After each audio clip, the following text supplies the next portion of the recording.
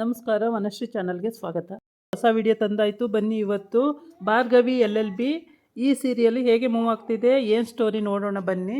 ಅದಕ್ಕೆ ಮುಂಚೆ ನನ್ನ ಚಾನಲ್ಗೆ ಸಬ್ಸ್ಕ್ರೈಬ್ ಮಾಡಿಲ್ಲ ಅಂದರೆ ದಯವಿಟ್ಟು ಸಬ್ಸ್ಕ್ರೈಬ್ ಮಾಡ್ಕೊಳ್ಳಿ, ಹಾಗೆ ಒಂದು ಲೈಕ್ ಕೊಡಿ. ಇವತ್ತು ಅಲ್ಲಿ ಬಾಡಿಗೆ ಮನೆ ನೋಡಿದ್ದಾರೆ, ಆ ಬಾಡಿಗೆ ಮನೆಗೆ ಬರಬೇಕು. ಮಾವ ಅತ್ತೆ ಎಲ್ಲರನ್ನೂ ಬಂದಿದ್ದಾಳೆ, ಮತ್ತು ಚಿಕ್ಕ ಮಾವ ಎಲ್ಲರನ್ನೂ ಬಂದಿದ್ದಾಳೆ. ಅಕ್ಕನೂ ಬಂದಿದ್ದಾಳೆ, ಅಕ್ಕನ ಗಂಡನೂ ಬಂದಿದ್ದಾನೆ. ಆದರೆ ಇವಕ್ಕೆ ಅಕ್ಕನ ಗಂಡಿಗೆ ಜಂಬ ಜಾಸ್ತಿ. ಬಾಡಿಗೆ ಕೊಡೋ ಯೋಗ್ಯತೆಯೂ ಇಲ್ಲ, ಸಂಸಾರ ಮಾಡೋ ಯೋಗ್ಯತೆಯೂ ಇಲ್ಲ. ಆದರೆ ಸೊಳ್ಳೆ ಅಂತೆ, ತಿಗಣೆ ಅಂತೆ, ಇರುವೆ ಅಂತೆ ಹಂಗೆ ಹೇಳ್ತಾ ಇದ್ದಾವೆ. ಇವು ಏನು ಎಲ್ಲಿ ನೋಡಿದ್ರು ಕಸ, ಎಲ್ಲಿ ನೋಡಿದ್ರು ಕ್ಲೀನ್ ಇಲ್ಲ. ಇಂಥ ಮನೆಗೆ ಬಂದು ಭಾರ್ಗವಿ ಗೊತ್ತಾಗ್ಲಿಲ್ವೇನೆ ನಿನಗೆ, ಇಂಥ ಮನೆಗೆ ಕರ್ಕೊಂಬಂದಿದೆಯಲ್ಲ, ಒಂದು ಒಳ್ಳೆ ಮನೆ ಮಾಡೋಕ್ಕಾಗ್ತಿರ್ಲಿಲ್ವೇನೆ ಅಂತ ಹೇಳ್ತಾಳೆ. ಅದಕ್ಕೆ ಅಕ್ಕ ಅಡ್ಜಸ್ಟ್ ಮಾಡ್ಕೊಳಕ್ಕ, ಈಗ ಇರೋದು ಇಷ್ಟು, ಬೃಂದ ಅಡ್ಜಸ್ಟ್ ಮಾಡ್ಕೊ ಅಂತ ಹೇಳ್ತಾಳೆ. ಆಮೇಲೆ ಆ ಕಡೆ ಪಾಪ JPಗೆ ಭಾಳ ಸಂಕಟ ಆಗುತ್ತೆ. ಏಕೆಂದರೆ ಎಲ್ಲ ಕಳ್ಕೊಂಡು ಕೊನೆಗೆ ಬಾಡಿಗೆ ಮನೆ ಮಾಡಿದ್ದಾಳೆ ಸೊಸೆ ಮಗ ಅಂತ ಹೇಳ್ಬಿಟ್ಟು ಒಂಥರ ಹಿಂಸೆ ಆಗುತ್ತೆ, ಸಂಕಟ ಆಗುತ್ತೆ ಅವನಿಗೆ. ಆಮೇಲೆ ಹೋಗ್ಬಿಟ್ಟು ಭಾರ್ಗವಿ ತಲೆ ಮೇಲೆ ಕೈ ಇಟ್ಟು, ನಿಜವಾಗ್ಲೂ ನೀನು ನನ್ನ ಸೊಸೆ ಹಾಕಿದ್ದಕ್ಕೆ ಸಾರ್ಥಕ ಮಾಡ್ಕೊಬಿಟ್ಟೆ ತಾಯಿ, ಒಳ್ಳೇದಾಯಿತು, ಎಂಥದೋ ಒಂದು ಮನೆ ಇರೋಕ್ಕೆ ಅಂತ ಒಂದು ಮನೆ ಸಿಕ್ಕಿರೆ ಸಾಕು ನಮಗೆ ಅಂತ ಹೇಳ್ಬಿಟ್ಟು, ಅಲ್ಲಿ ಓನರು ಒಳ್ಳೆಯವರು ಮಾವ, ನೆನ್ನೆನೇ ಕೀ ಕೊಟ್ಬಿಟ್ರು ಅವರು, ಅಲ್ಲ ಸಾರಿ ಇವತ್ತೇ ಕೀ ಕೊಟ್ಬಿಟ್ರು ಅವರು. ಇವತ್ತೇ ಬರ್ತೀವಿ ನಾವು ಅಂದಿದ್ದಕ್ಕೆ ಇವತ್ತೇ ಕೀ ಕೊಟ್ಬಿಟ್ರು ಮಾವ, ತುಂಬ ಒಳ್ಳೆ ಜನ ಓನರು ಅಂತ. ಆಮೇಲೆ ಬಿಕ್ಕಿ ಎಲ್ಲ ಕೊಟ್ಟು ಹೋದರು ಮಾವ, ಒಳ್ಳೆ ಜನ, ಇದ್ಕೊಳ್ಳಿ ಅಂತ ಹೇಳೋಗಿದ್ದಾರೆ ಅಂತ ಹೇಳ್ತಾಳೆ. ಸರಿ ಅಮ್ಮ, ನೀನು ಏನೋ ನಮ್ಮನ್ನು ಬೀದಿಯಲ್ಲಿ ಬೀಳೋದಕ್ಕಿಂತ ಎಂಥದೋ ಒಂದು ಮನೆ ಮಾಡಿದೆಯಲ್ಲ ಅದೇ ಸಂತೋಷ ಅಂತೇಳಿ ಅವನನ್ನು ತುಂಬ ಖುಷಿ ಪಡ್ತಾನೆ. ಆಮೇಲೆ ನೀನು ನಿಜವಾಗ್ಲೂ ಸೊಸೆ ಆಗಿದ್ದಕ್ಕೆ ಸೊಸೆ ಕರ್ತವ್ಯ ನಿರ್ವಹಿಸಿದೀಯಾ, ಒಳ್ಳೆಯದಾಯಿತು ಬಿಡು ತಾಯಿ ಅಂತೇಳಿ ಆಮೇಲೆ ಒಳಗಡೆ ಹೋಗೋದು ಅಂತ ಆಯಿತು. ಒಳಗಡೆ ಹೋಗುವಾಗ ಭಾರ್ಗವಿ ಬಾಗಿಲು ತೆಗಿ ಅಂತ ಹೇಳ್ತಾನೆ. ಭಾರ್ಗವಿ ಹೋಗಿ ಬಾಗಿಲು ತೆಗಿತಾಳೆ. ಆಮೇಲೆ ಅತ್ತೆ ಮಾವ ಇಬ್ಬರು ಒಟ್ಟಿಗೆ ಕಾಲು ಹಾಕ್ತಾರೆ, ಕಾಲು ಹಾಕ್ಕೊಂಡು ಒಳಗಡೆ ಹೋಗ್ತಾರೆ ಬಲಗಾಲು ಇಟ್ಕೊಂಡು. ಆಮೇಲೆ ಭಾರ್ಗವಿ ಮತ್ತು ಭಾರ್ಗವಿ ಗಂಡ ಬಲಗಾಲು ಇಟ್ಕೊಂಡು ಒಳಗಡೆ ಹೋಗ್ತಾರೆ. ಆಮೇಲೆ ಅವ್ರ ಮಾವ ಹೋಗ್ತಾನೆ. ಲಾಸ್ಟಲ್ಲಿ ಬೃಂದ, ಇದೊಂದು ಮನೆನ ಕಚ್ಚಡ ಮನೆ ಅಂದ್ಕೊಂಡಿದ್ದವಳು, ಇನ್ನು ವಿಧಿ ಇಲ್ಲ, ಅಲ್ಲಿಗೆ ಹೋಗಲೇಬೇಕಾಗುತ್ತೆ, ಅವಳು ಲಾಸ್ಟಲ್ಲಿ ಹೋಗ್ತಾಳೆ. ಆಮೇಲೆ ಎಲ್ಲರೂ ಸಂತೋಷವಾಗಿ ಎಲ್ಲನೂ ಕ್ಲೀನ್ ಮಾಡಿಕೊಂಡು ಎಲ್ಲ ಚೆನ್ನಾಗಿರ್ತಾರೆ. ಇನ್ನು ಅಡ್ವಾನ್ಸ್ ಕೊಡಬೇಕು, ಓನರ್ ಬರ್ತಾರೆ, ಏನು ಮಾಡೋದು ಅಂತ ಆವಾಗ ಚಿಂತೆ ಆಗುತ್ತೆ. ಆವಾಗ ಭಾರ್ಗವಿ ಗಂಡ ಹೇಳ್ತಾನೆ, ಅಡ್ವಾನ್ಸ್ ಕೊಡಬೇಕಲ್ಲ, ಏನು ಮಾಡೋದು ಇವಾಗ, ದುಡ್ಡಿಲ್ಲಲ್ಲ ಅಂತ ಹೇಳ್ತಾನೆ. ಆವಾಗ ಅವಳು ಯೋಚನೆ ಮಾಡಿ, ಏನೋ ಕೆಲಸ ಮಾಡ್ತಿದ್ದವಳು ಯೋಚನೆ ಮಾಡಿ ಬಂದುಬಿಟ್ಟು ಅರ್ಶಿನ ಕೊನೆನ ಪೂಜೆ ಮಾಡಿಕೊಂಡು ದೇವ್ರ ಮನೆ ಹತ್ರ ಪೂಜೆ ಮಾಡ್ಕೊಂಡು ಬರ್ತಾಳೆ. ಬಂದುಬಿಟ್ಟು ಈ ಅರ್ಶಿನ ಕೊನೆ ಕಟ್ಟಿ ನೀವು ಮತ್ತು ಅಂತ ಹೇಳ್ತಾಳೆ. ಆವಾಗ ಅರ್ಶಿನ ಕೊನೆನ ಅಂತ ಹೇಳಿದಾಗ, ಹೌದು ಇದು ಅಮ್ಮನ ಮನೇಲಿ ಕೊಟ್ಟಿರ್ತಾರೆ ತಾಳಿ, ಇದು ಕಟ್ಟಿ ನೀವು ಕಷ್ಟಕ್ಕಿಲ್ಲೋದು ಇನ್ನೇನಕ್ಕೆ ಅಂತ ಹೇಳ್ತಾಳೆ.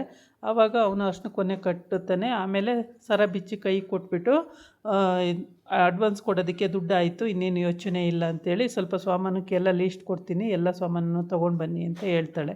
ಆಯಿತು ಅಂತೇಳಿ ಅವನು ಲಾಸ್ಟಲ್ಲಿ ಎಲ್ಲ ಸಾಮಾನನ್ನು ತರೋಕ್ಕೆ ಅವನು ಹೋಗ್ತಾನೆ, ದುಡ್ಡು ತಗೊಬರೋಕ್ಕೆ. ಆಮೇಲೆ ಅವ್ರ ಚಿಕ್ಕ ಮಾವ ಪಾಪ ಅವನು ಖುಷಿ ಪಡ್ತಾನೆ. ಎಂಥ ಶ್ರೀಮಂತರಾಗಿದ್ದರೂ ಕೆಲವೊಂದು ಟೈಮು ಕಷ್ಟ ಅನ್ನೋದು ಬಂದಾಗ ಅಡ್ಜಸ್ಟ್ ಆಗೋ ಅಂಥ ಗುಣ ಇರಬೇಕು. ಆದರೆ ಎಲ್ಲರಿಗೂ ಆ ಗುಣ ಇದೆ, ಬೃಂದಿಗೆ ಇಲ್ಲ ಅಷ್ಟೇ. ಬೃಂದ ಬಡವ್ರ ಮನೇಲಿ ಹುಟ್ಟಿ ಬೆಳೆದಿದ್ರೂ ದಿಮಾಕು ಜಂಬ ಜಾಸ್ತಿ ಅವಳಿಗೆ. ಅವಳು ಎಂಥದಕ್ಕೂ ಅಡ್ಜಸ್ಟ್ ಆಗಲ್ಲ ಅನ್ನಂಗೆ ಆಡ್ತಾಳೆ, ಏನೋ ನಾನು ಶ್ರೀಮಂತರ ಮೇಲೆ ಹುಟ್ಟಿದ್ದೆ ಅನ್ನಂಗೆ ಆಡ್ತಾಳೆ. ಹಂಗಾಗಿ ಅದಕ್ಕೇನು ತಲೆ ಕೆಡಿಸ್ಕೊಳ್ಳಲ್ಲ ಯಾರೂ. ಆಮೇಲೆ ಓನರು ಅಡ್ವಾನ್ಸಿಗೆ ಬರ್ತಾರೆ. ಅಡ್ವಾನ್ಸಿಗೆ ಅಂತ ಬಂದಾಗ ಮನೆ ಹತ್ರ, ಮನೇಲಿ ಯಾರೂ ಇರೋಲ್ಲ, ಇವಳು ಬೃಂದ ಇರ್ತಾಳೆ. ನಿಮ್ಮನ್ನೇ ಹುಡ್ಕೊಬರೋಣ ಅಂತ ಇದ್ದೆ, ನೀವೇ ಬಂದುಬಿಟ್ರಲ್ಲ, ಇವತ್ತು ಖಾಲಿ ಮಾಡಿಸ್ತೀರ ಅಂತ ಅಲ್ವಾ, ಗ್ಯಾರಂಟಿ ಇವತ್ತು ಖಾಲಿ ಮಾಡಿಸ್ತೀರ ಮನೆ ಅಂತೇಳಿ ಹೇಳ್ತಾಳೆ. ಅದಕ್ಕೆ ಅವನು ಸುಮ್ಮನೆ ಕೇಳಿಸ್ಕೊತಾನೆ ಇರ್ತಿರ್ತಾನೆ ಇವಳ ಮಾತುಗಳನ್ನೆಲ್ಲ. ಆಮೇಲೆ ಅಡ್ವಾನ್ಸ್ ಕೊಡೋಕ್ಕೆ ದುಡ್ಡಿಲ್ಲ, ಅಡ್ವಾನ್ಸು ಕೊಟ್ಟಿಲ್ಲಲ್ಲ, ಇವತ್ತು ಖಾಲಿ ಮಾಡಿಸ್ಬಿಡಿ ಈ ಮನೇನ ಅಂತ ಹೇಳ್ತಾಳೆ. ಆವಾಗ ಅವ್ರ ಮಾವ ಆಚೆ ಬಂದುಬಿಟ್ಟು ಅವ್ರ ಮಾವ ನಮಸ್ಕಾರ ಅಂತ, ನಮಸ್ಕಾರ ಸರ್, ಮಾವ ಇವರು ಮನೆ ಓನರು ಬಂದಿದ್ದರು ಬೆಳಗ್ಗೆ, ಈಗಲೂ ಬಂದಿದ್ದಾರೆ ಮಾವ ಅಂತ ಹೇಳ್ತಾಳೆ. ಅವು ನಮಸ್ಕಾರ, ನಾನು ನೋಡಿರಲಿಲ್ಲ ಅಂತ. ಆಮೇಲೆ ಅಡ್ವಾನ್ಸ್ ಕೊಡೋದಕ್ಕೆ, ಅಡ್ವಾನ್ಸ್ ಕೇಳೋಕ್ಕೆ ಅಂತ, ಸರಿ ಕೊಡ್ತಾರೆ, ಅಡ್ವಾನ್ಸು ಕೊಟ್ಟಾಯಿತು ಅಂತ ಹೇಳ್ತಾರೆ. ಅಡ್ವಾನ್ಸ್ ಕೊಡೋಕ್ಕೆ ದುಡ್ಡೇ ಇಲ್ಲ, ನೀವು ಖಾಲಿ ಮಾಡಿಸ್ತೀರಾ ಅಲ್ವಾ ಅಂತ ಕೇಳ್ತಾಳೆ. ಅದಕ್ಕೆ ಇಲ್ಲ, ಅಡ್ವಾನ್ಸ್ ಕೊಟ್ಟಾಯ್ತಲ್ಲ ಅವ್ರು ಆವಾಗಲೇ ಅಂತ ಹೇಳ್ತಾಳೆ.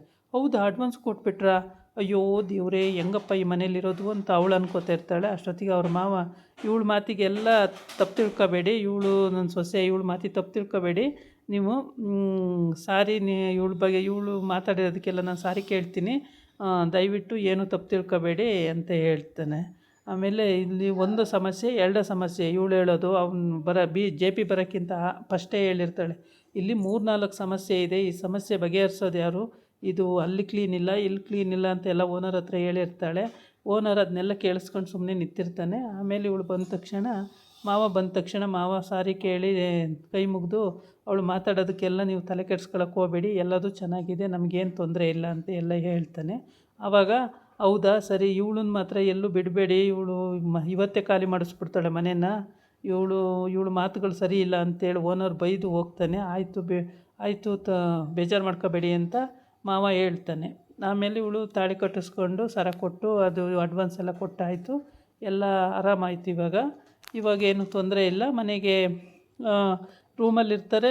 ಇವಳು ಬೃಂದನ ಗಂಡ ಹೇಳ್ತಾನೆ, ಅಯ್ಯೋ ಸೊಳ್ಳೆ, ಈ ಸೊಳ್ಳೆ ಒಳಗೆ ಹೆಂಗಪ್ಪ ಇರೋದು, ಇಲ್ಲಿ ಹೆಂಗೆ ಇಷ್ಟು ಸೊಳ್ಳೆ ಇದೆ, ಇಷ್ಟು ಸೊಳ್ಳೆ ಕಚ್ತಾ ಇದೆ, ಇದು ಹೆಂಗಪ್ಪ ಮಲಗೋದು ಇಲ್ಲಿ, ಈ ರೂಮು ಅನ್ಸೋದೇ ಇಲ್ಲ, ಇದು ಏನು ಒಳ್ಳೆ ಕೊಟ್ಟಿಗೆ ಇದ್ದಂಗಿದೆ ಅಂತ.